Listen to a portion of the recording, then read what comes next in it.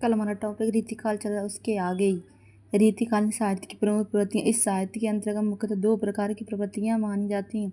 रीति निरूपण प्रवृत्ति, काव्य के वेदांगों के लक्षण को प्रकट करना। श्रृंगारिता प्रवृत्ति, लक्षणों के उदाहरणों में श्रृंगार रस के अधिक प्रयोग है। नोट, नीति निरूपण प्रवृत्ति को भी पुनः दो भागों में बांट दिया जाता है। नंबर का सर्वांग विवेचन, इसके अंतर्गत रस, छंद, रीति, गुण, अलंकार, ध्वनि, वक्रोक्ति, नायिका भेद आदि प्रकार के अंगों का विवेचन किया जाता है।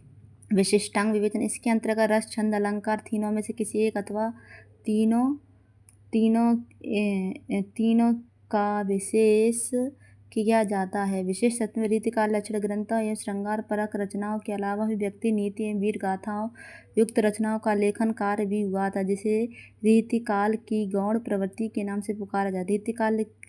रीतिकाल काव्य की श्रेणियाँ के नंबर 1 केवल लक्षण, काव्य शास्त्रीय परिभाषा। नंबर 2 केवल उदाहरण, काव्य रूप। नंबर 3 लक्षण व उदाहरण दोनों, काव्य शास्त्र। रीतिकालीन की काव्य की प्रमुख विशेषताएं।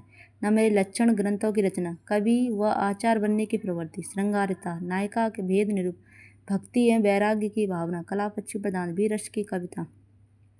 रीतिकालीन काव्य की शिल्पगत विशेषता, सतसई परंपरा का पुनरुद्धार, श्रुति मधुर एवं कोमलकांत पदावली से युक्त ब्रज भाषा का प्रयोग, रसानुकूल छंदों का प्रयोग परंतु दोहा छंदी प्रधानता।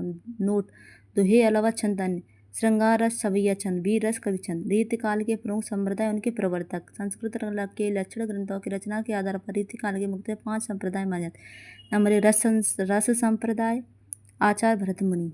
अलंकार संप्रदाय, आचार्य भामा। रीति संप्रदाय, आचार्य वामन। ध्वनि संप्रदाय, आचार्य आनंदवर्धन। वक्रोक्ति संप्रदाय, आचार्य कुंतक। नवीनतम संप्रदाय के आधार लक्षणों के आधार पर औचित्य संप्रदाय, आचार्य क्षेमेंद्र। राधे राधे।